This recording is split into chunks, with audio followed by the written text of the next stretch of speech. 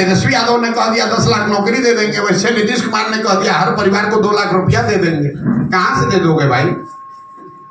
Salary का तुमको पैसा नहीं है, केंद्र सरकार से भीख मांग रहे हो, तब तुम्हारा सरकार चल रहा है। जैसा कि आपको पता है 2 मई 2022 को बिहार में जो हम लोगों ने जन स्वराज अभियान की शुरुआत करी थी, उसके तहत 2 अक्टूबर 2022 से मैंने पश्चिम चंपारण भितिहरवा के गांधी आश्रम से पैदल चलना शुरू किया है और करीब करीब 2 बरस पैदल चलने के बाद चंपारण से चलकर अभी तक हम लोग सुपौल में पहुंचे। करीब करीब 60% बिहार के गांव, पंचायत, प्रखंड हम लोग पैदल, खुद मैं चलकर गया हूं, वहीं रहता हूं। आज आरा के जमीन पर आने का अवसर मिला है। आज पहली बार मैं इस अभियान के तहत आरा में आया हूं। यहाँ अभी पदयात्रा शुरू होने में बहुत समय बाकी है, क्योंकि मैं अभी सुपौल में हूँ। उसके बाद अररिया, किशनगंज, पूर्णिया, कटिहार होते हुए साउथ बिहार में आऊँगा और वो यात्रा शुरू होगी फिर बांका से, बांका, भागलपुर, जमुई, मुंगेर, नालंदा, शेखपुरा, लखीसराय होते हुए गया, औरंगाबाद। अभी यहाँ आने में समय लगेगा, लेकिन चूंकि इन इलाकों से भी जन स्वराज अभियान से बहुत बड़ी संख्या में लोग जुड़े हुए हैं, उनके आग्रह पर मैंने ये तय किया है कि 1-2 दिन यात्रा को रोककर बीच में आकर लोगों से मुलाकात करें। उसी के तहत आज हम लोग भोजपुर में आए हैं। आज और कल मैं भोजपुर और कैमूर में जन स्वराज से जुड़े हुए साथियों से मिलूंगा। जब यहाँ आए हैं तो स्वाभाविक है कि प्रेस के मित्रों से भी मुलाकात हो रही है। यात्रा का जो अभी तक का संक्षिप्त अनुभव है, मैं आपसे, अगर आपकी इजाजत हो तो मैं साझा कर दूं, उसके बाद आप अपने सवाल कर सकते हैं। 2 साल पैदल चलने के बाद करीब करीब 5300 गांव में हम लोग पैदल चल के खुद गए हैं। जो बिहार की सबसे बड़ी 3 समस्या दिख रही है। पहली समस्या है यहाँ बेरोजगारी और पलायन की। अब आप यहाँ पत्रकार होने के नाते ये कह सकते हैं कि बेरोजगारी और पलायन बिहार की बहुत बड़ी समस्या है, इसके लिए पदयात्रा करने की क्या जरूरत है? तो सबको मालूम है। पदयात्रा करने की जरूरत इसलिए है, जब हम लोगों ने 2 साल पदयात्रा की तो ये समझ में आया कि बेरोजगारी और पलायन सिर्फ यहाँ किसी एक वर्ग विशेष का, किसी जिले, किसी प्रखंड, किसी पंचायत की समस्या नहीं है। ये सर्वस्पर्शी समस्या है। समाज का कोई ऐसा वर्ग नहीं है जो इन दोनों समस्याओं से बचा हुआ। जैसे पलायन को लेकर हम लोग समझते हैं कि पलायन यहाँ के गरीब लोग करते हैं, ये गरीबों की समस्या है। यात्रा के 2 साल के अनुभव के बाद मैं आपको ये विश्वास के साथ बता सकता हूँ कि बिहार का शायद ही कोई ऐसा परिवार है जो पलायन के दंश को नहीं झेल रहा है। फर्क बस इतना ही है कि गरीब घर का बच्चा मजदूरी करने के लिए पलायन कर रहा है और मध्यम वर्गीय और अच्छे घरों के सामान्य परिवार के बच्चे जो हैं वो पढ़ाई और नौकरी के लिए बाहर जा रहे हैं। लेकिन बाहर जा हर व्यक्ति रहा है। शायद ही कोई ऐसा गांव है जहां पर आपको 30-40% से ज़्यादा नवयुवक गांव में मिलते हैं। गांव में जब हम लोग जाते हैं तो ज़्यादातर गांव में महिलाएं मिलती हैं, बूढ़े लोग मिलते हैं, बच्चे मिलते हैं। जो बाढ़ प्रभावित प्रखंड हैं, पंचायत हैं, वहां पर तो 60-70% युवा बाहर चले गए। गांव में जब हम लोग जाते हैं तो ज़्यादातर गांव में महिलाएं मिलती हैं, बूढ़े लोग मिलते हैं, बच्चे मिलते हैं। जो बाढ़ प्रभावित प्रखंड हैं, पंचायत हैं, वहां पर तो 60-70% युवा बाहर चले गए। जो वहाँ बाढ़ नहीं आता है वहां से भी 40-50% युवा बाहर रह रहे हैं। पलायन का इतना प्रभाव है, इसका सामाजिक प्रभाव देखिए कि लोगों ने परिवार की जो परिकल्पना है लोगों के मन में, कहीं ना कहीं वही टूट गई है। लोगों ने इस बात को जीवन की सच्चाई मान लिया है कि अगर हमारे घर में किसी को कमाई वाला काम करना है, कमाना है, तो उसको घर परिवार छोड़कर बाहर ही जाना है। लोगों ने ये मान लिया है कि अगर मेरा बच्चा अच्छा पढ़ने वाला है तो उसको बिहार के बाहर ही जाना है। लोगों ने ये मान लिया है कि अगर घर में कोई बीमार ज्यादा पड़ जाए तो दवा इलाज के लिए उसको बिहार के बाहर ही जाना है। गांव में शायद ही कोई ऐसा परिवार मिलता है जहां पति पत्नी, बाल बच्चे और माता पिता एक साथ रह रहे हैं। परिवार की परिकल्पना ही खत्म हो गई है।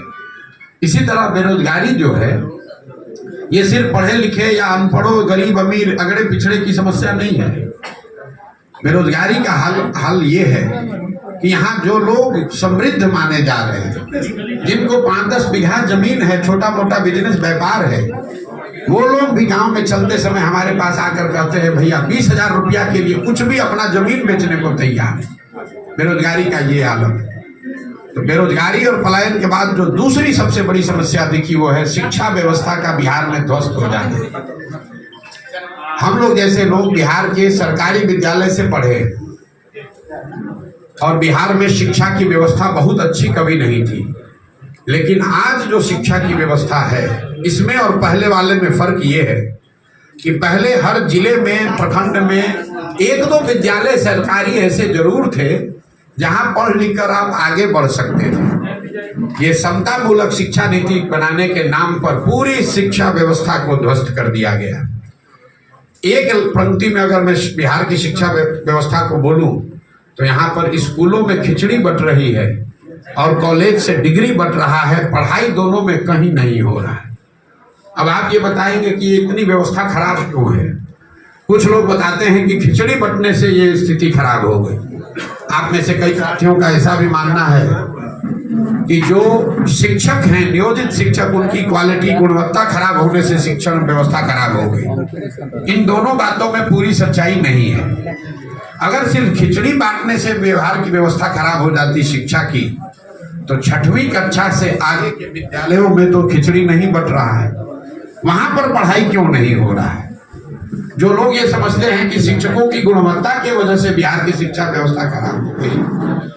समाज के अलग अलग वर्गों की जानकारी, स्थिति के बारे में जानकारी मिले, वो होना चाहिए, लेकिन जाति जनगणना हो जाने से सबकी स्थिति अगर सुधर जाती तो कोई ये पूछ नहीं रहा है कि भाई आजादी के बाद से अनुसूचित जाति, जनजाति, SC ST समाज की तो गणना हो रही है, फिर उसकी स्थिति क्यों नहीं सुधरी? बिहार में आपने जाति जनगणना करा लिया, आपने घोषित किया कि हर परिवार को 2 लाख रुपया देंगे। जरा बताइए किस किस परिवार को 2 लाख रुपया मिला है भैया? भाई महागठबंधन की सरकार में नीतीश कुमार ने कहा ना जातिगत जनगणना हो गया, तो 30 वर्ष से जिन पिछड़ों को बेवकूफ बनाकर उनके नाम की उन्होंने राजनीति की, उन्हीं के सर्वे ने बताया कि उसके आर्थिक, सामाजिक, शैक्षणिक स्थिति में कोई सुधार नहीं हुआ। इन लोगों ने उसके बाद कहा कि हर परिवार को 2 लाख रुपया देंगे। ये बात पत्रकार भी भूल गए। कोई नहीं पूछ रहा भाई वो 2 लाख रुपया का क्या हुआ, वो 2 लाख रुपया कब दोगे? जल्दी दो, जल्दी दो 2 लाख रुपया प्रति परिवार।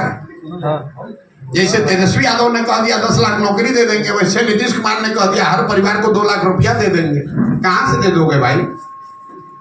सैलरी का तुमको पैसा नहीं है, केंद्र सरकार से भीख मांग रहे हो, तब तुम्हारा सरकार चल रहा है। ऐसी दुर्दशा आपने बिहार की बना दी है, और आप 2 लाख रुपया दे दीजिएगा हर परिवार को? कैसे दे दीजिएगा?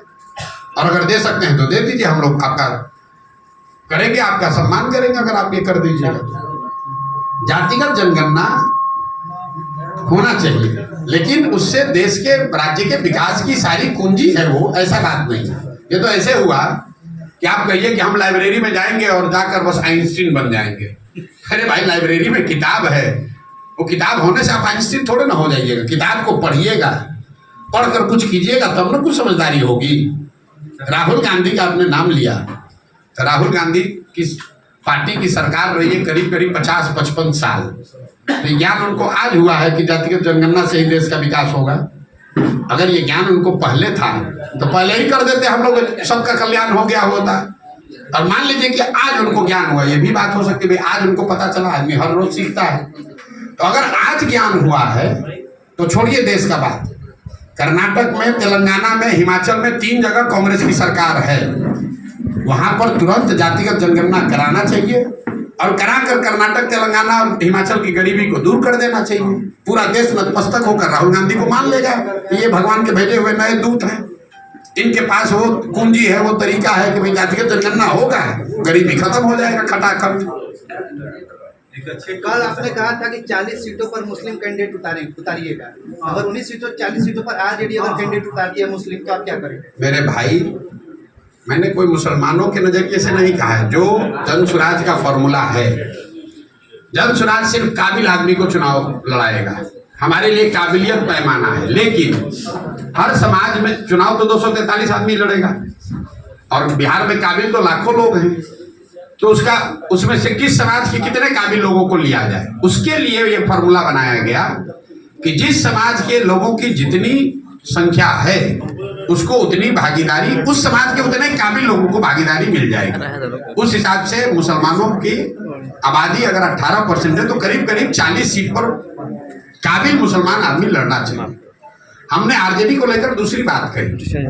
हमने ये कहा कि 30 वर्ष से जिस समाज के वोट से ये अपना लालटेन जला रहे हैं, जिस समाज के ये हिमायती बनने की कोशिश कर रहे हैं, दावा करते हैं, उसके लिए उन्होंने किया कुछ नहीं। लेकिन अब चलो तुमको चुनौती देते हैं, तुम बता दो कि जो 40 सीट दोगे तो हम वहां पर छोड़ देंगे, हम मुस्लिम वहां पर उम्मीदवार नहीं देंगे, वहां हम हिंदू लड़ा देंगे, कोई बात नहीं है, क्योंकि हमारे पास तो हर समाज का काबिल आदमी है। लेकिन इनका दम नहीं है। हमने कहा अगर वो चुनौती स्वीकार कर ले तो पहले देकर दिखाएं। भैया जहां सबसे ज्यादा मुसलमान होता है वहां जाकर खुद चुनाव लड़ते हैं ये लोग। इनके भाई जहां चुनाव लड़े थे, जरा जाकर देखिए कि उस क्षेत्र में कितने मुसलमान, जो जितना बड़ा नेता है आरजेडी का, वो खोजता है कि यहाँ मुसलमान कितना है ताकि हमको मुफ्त का वोट मिल जाए।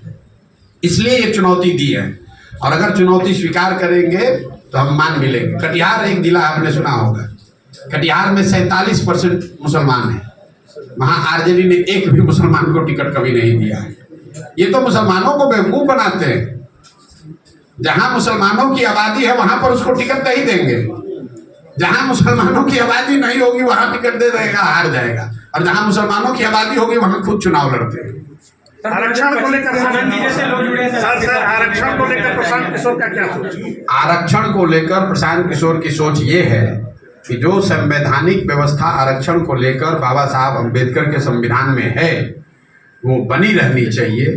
कुछ लोगों का ये कहना है कि संविधान में तो इसका प्रोविजन 10-20 साल के लिए किया गया था, इसको इतना लंबा क्यों चलाया जा रहा है। तो संविधान में ये व्यवस्था 10-20 साल के लिए इसलिए की गई थी कि जब 10-20 साल में समाज के वो वर्ग सामान्य वर्गों के बराबर आ जाएंगे, लेकिन वो किसी वजह से नहीं आए। तो आरक्षण की व्यवस्था तब तक चलनी चाहिए जब तक जिन वर्गों को आरक्षण का लाभ मिल रहा है वो सामान्य वर्गों के बराबर आर्थिक, सामाजिक, शैक्षणिक नजरिए से उनके बराबर ना हो जाए।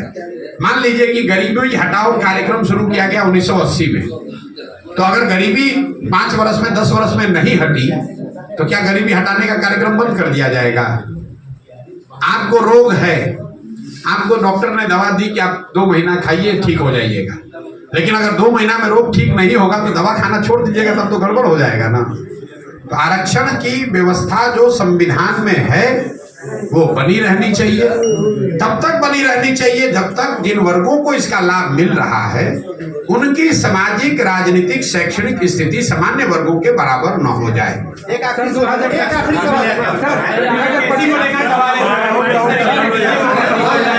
ठीक है भैया, बहुत बहुत धन्यवाद।